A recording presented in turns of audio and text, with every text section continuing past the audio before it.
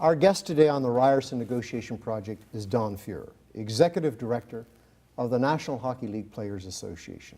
Welcome to our show. Glad to be here. What a career you have had. You're a graduate of the University of Missouri, Kansas City School of Law. You joined Major League Baseball Players Association in 1977, I believe as General Counsel. In 1985, you became the Executive Director of Major League Baseball Players Association. In 1994-95, one of the longest strikes in the history of Major League Baseball occurred under your watch. And overall, I think you spent close to 30 years, if you will, in Major League Baseball in some form or another. In December of 2010, you became the Executive Director of the National Hockey League Players Association. And you're a former member of the U.S. Olympic Committee. That is quite a career. So let me ask you a few questions about that career. I believe in the 1980s, you had filed 3 grievances against Major League Baseball for collusion. I think Tom Roberts and George Nicola ruled, I think, in separate arbitration cases in your favor. And then the final one, damages, I think, were arrived at or settled at in excess of around $280 million. Tell us about the nature of those grievances and the collusion by Major League Baseball. Well, when you represent employees in a labor union, you have 2 responsibilities. One is to negotiate the best contracts you can, consistent with what the members want, and they have to be involved. But those contracts are merely ink on paper and nothing more unless you can enforce them. And in professional team sports in North America, we have this interesting system, rarely followed anywhere else for pretty obvious reasons, in which the collective agreement covers most things, but it doesn't cover, except for minimum salaries, the salary terms and some other things for individual players. And so players negotiate their own contracts. Management wants to put as many constraints on those negotiations as they can in the collective agreement, because that tends to hold down competition and hold down price levels. Players, on the other hand, want as few constraints as possible. They want the mobility. Players want the right to negotiate wherever they think their career will be best enhanced, or they want to live, or where the money's best, whatever it is. And so what you have are the leagues and the unions negotiating the structure, if you will, within which those individual negotiations take place. In baseball, there had been a provision which said that it was a violation of the contract for clubs to act in concert with other clubs, or players to act in concert with other players when negotiating individual contracts. This actually came about in the late 1970s as a result of a management proposal. They were concerned, for example, that an entire infield would leave and negotiate together as a group and gain what was considered to be inappropriate bargaining leverage at that point. Players wanted a free market, wanted it to be individual, were not at all interested in clubs acting together with negotiation. So players agreed to that provision. It was right before I got to the MLBPA in '76.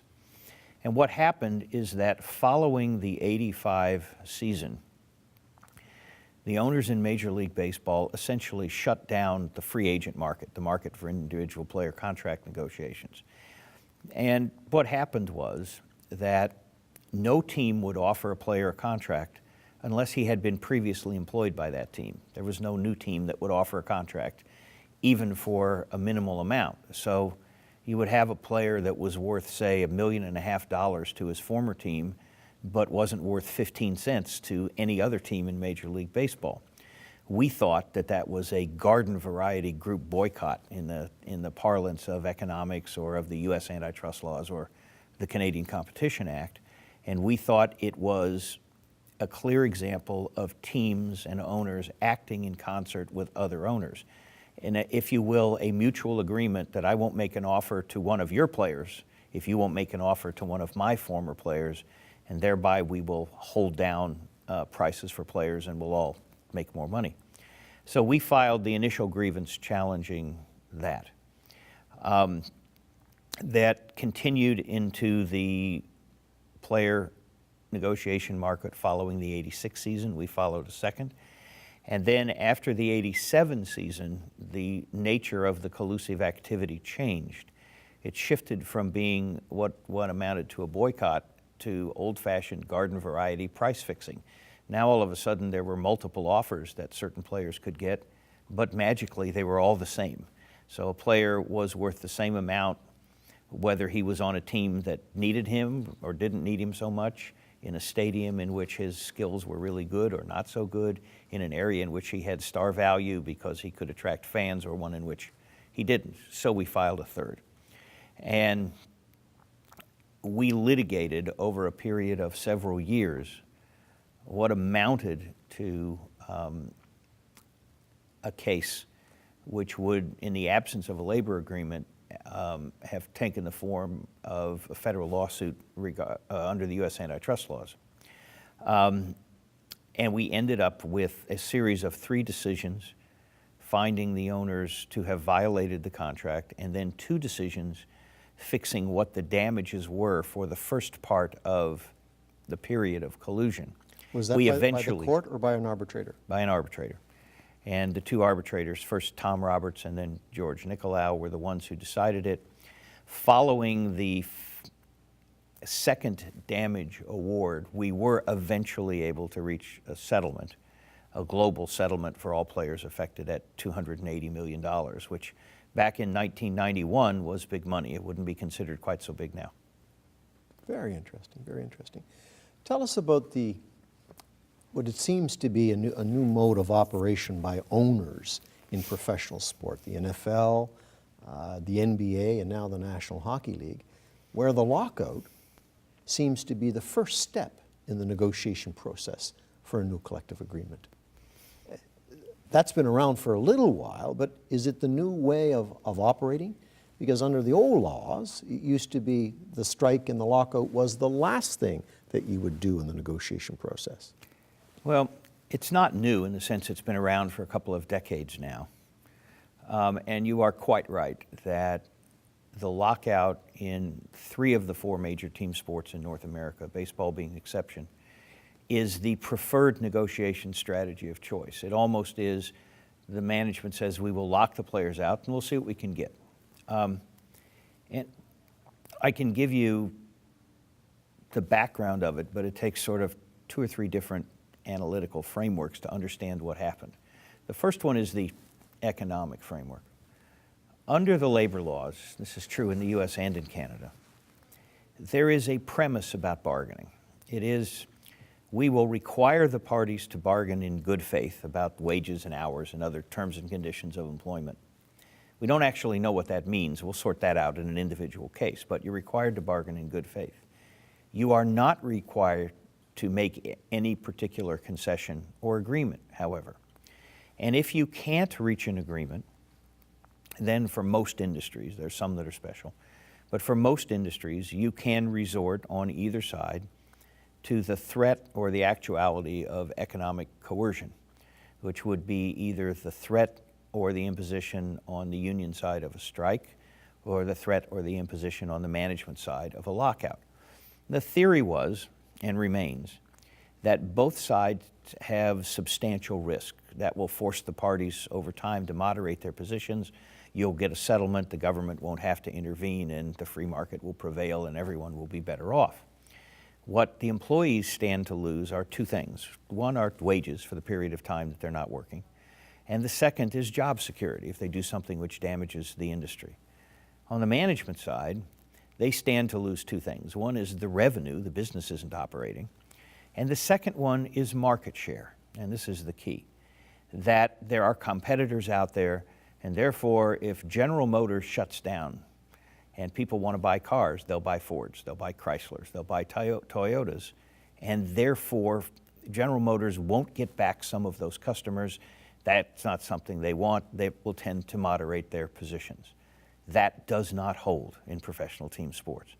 Management believes that because they have, as a practical matter, a complete monopoly in North America on the industry, baseball, basketball, football, and hockey, that no matter how long the sport is shut down, the fans will still come back. And as a matter of fact, the longer it's shut down, the more appetites are whetted. And you will get a very quick rebound, so that you don't have anything to lose. Let's lock out the players, let's see what they will give us, and when we get a sufficient amount, we'll go back to work, and that will sort of be it. And that has become the rule in all of the salary cap sports. Basketball, football, and hockey, all represented by the same law firms.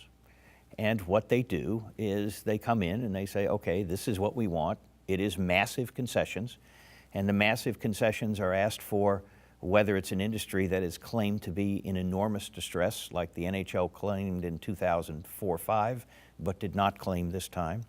Whether it's an industry that would just like to make things a little better, which is mostly the basketball situation, or whether it's an industry which is what most sports writers would say enormously lucrative or swimming in money like the NFL.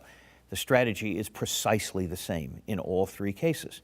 Let's shut down and see what the players give us, because we are not at all concerned about our fans. That's the economic case, and that's why one of the reasons why the labor laws don't really work in the context of professional team sports the way they were designed to work. We operate under laws that were basically designed for industrial unions in the 1930s. The second reason is that up until the mid-90s in the US, the law was that if management took a position, and I'm grossly oversimplifying here, but if management took a position that otherwise was unreasonably anti-competitive, something that would constitute inappropriate, monopolistic, or price-fixing behavior, then the employees, even though they were represented by a union, could file an antitrust suit and challenge it on those grounds. And the penalties were pretty significant. There were treble damages.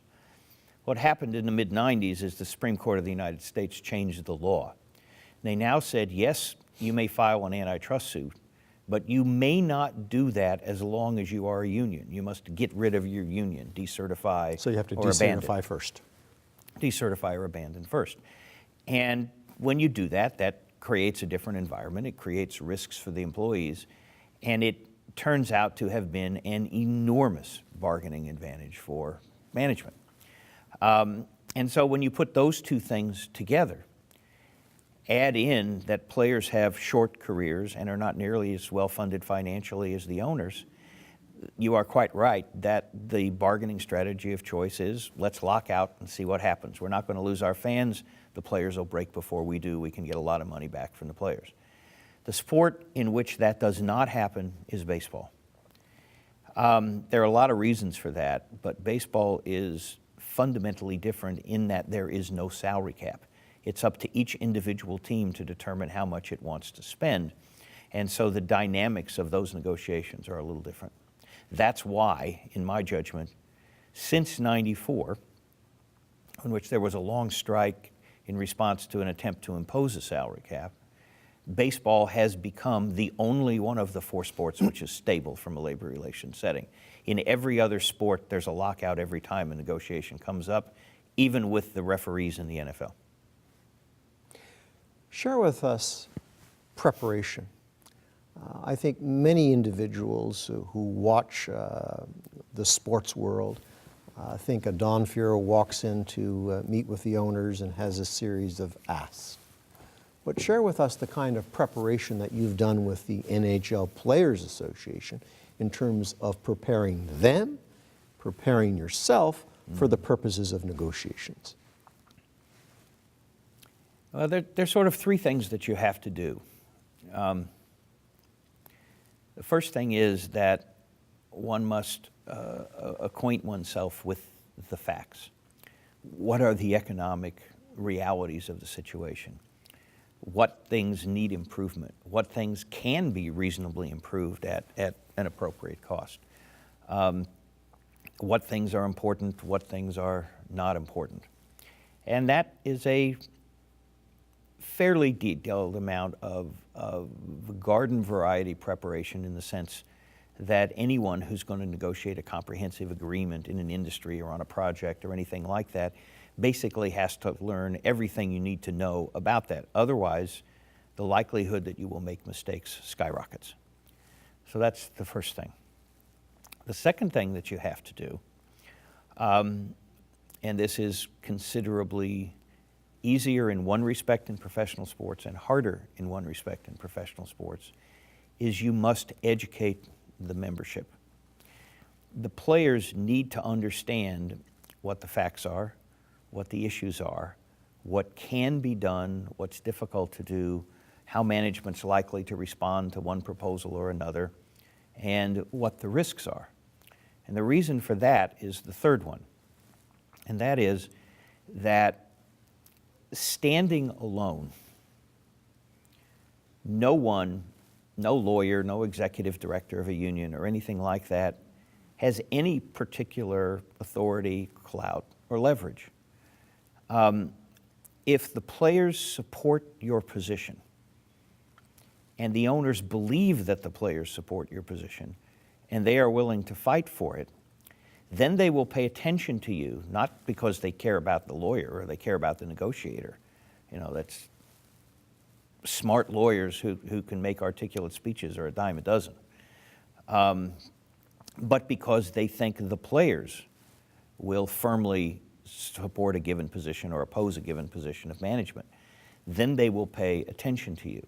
So it turns out that of the three, the one which is far and away the most important is educating the players and developing a very widespread consensus on the order of 100% as to what we want. Because if you're divided, you know, those houses tend not to stand up for very long, as Abraham Lincoln said, I think, a long time ago.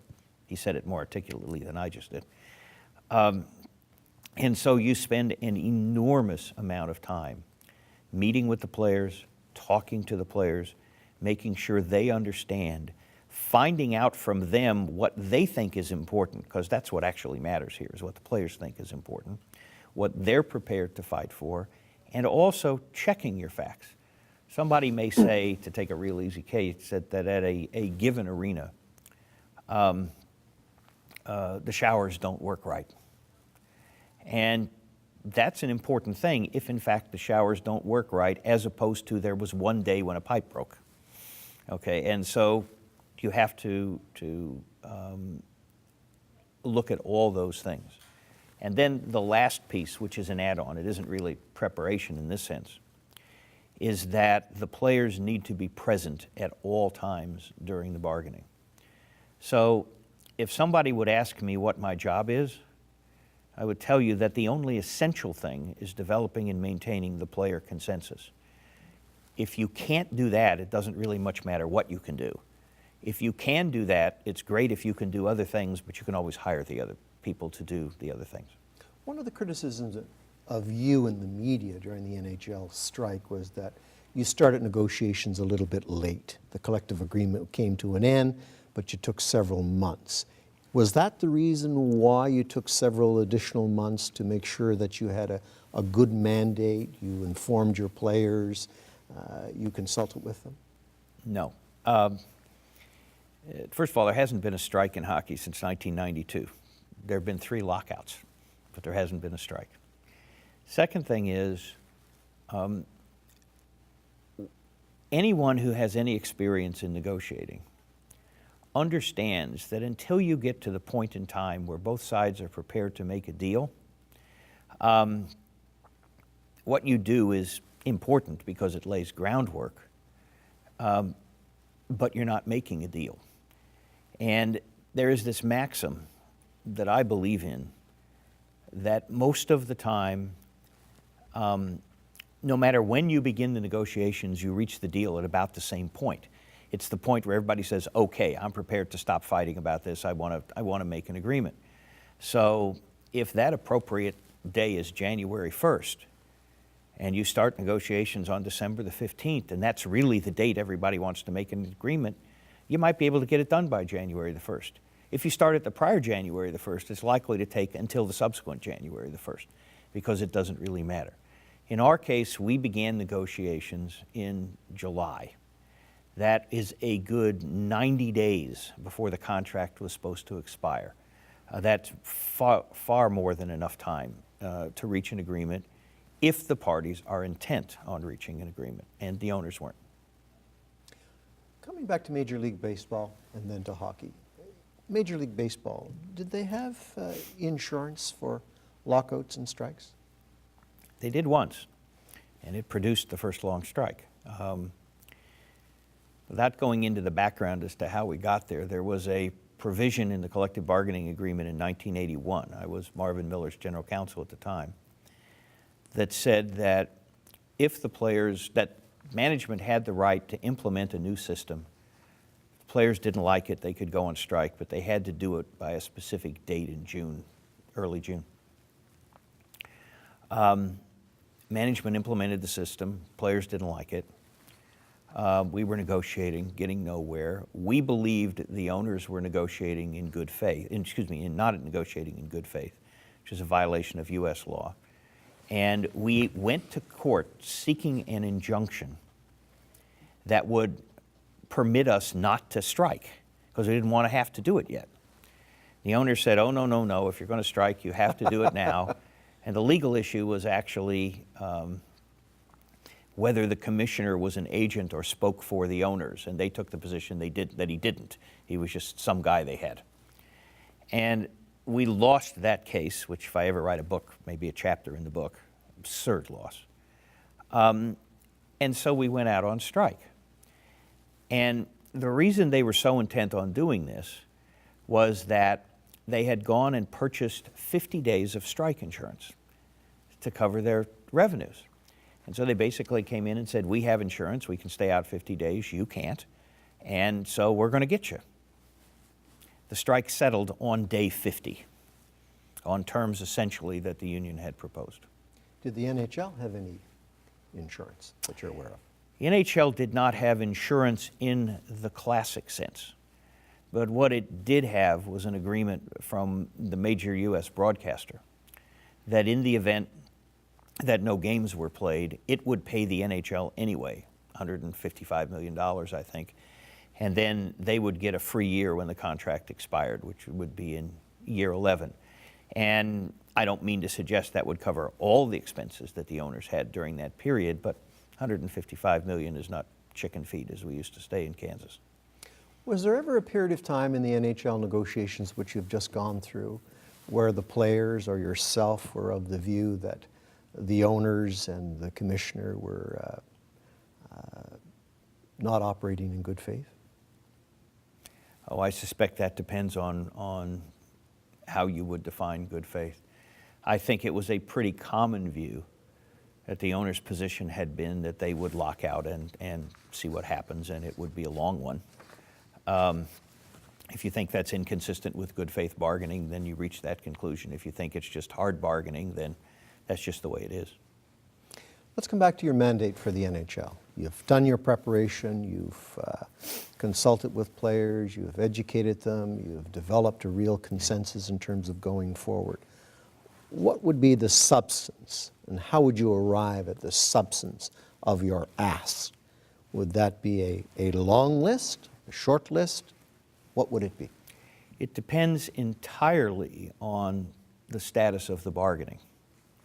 What I mean by that is, if you have an industry in which most of the basic day-to-day problems are solved, and you're dealing only with the major economic issues, then the number of items you may have may be relatively short, even though the significance of those items may be relatively large.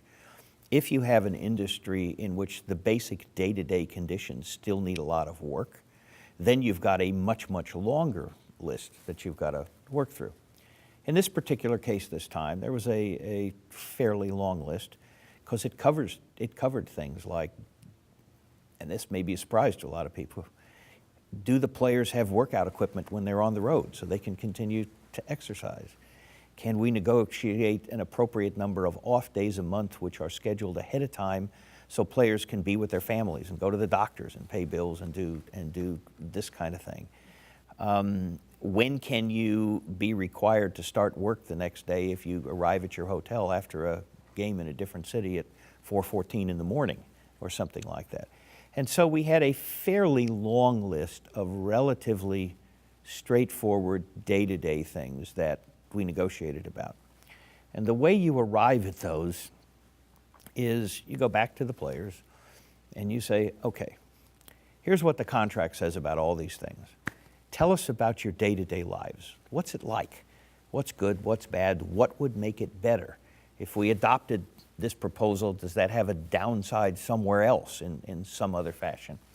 And then you try and figure out what you might be able to do about it. You go back to the players and say, what about this? What about that? What about the other thing? And you arrive at a consensus that hopefully the vast majority of players buy into.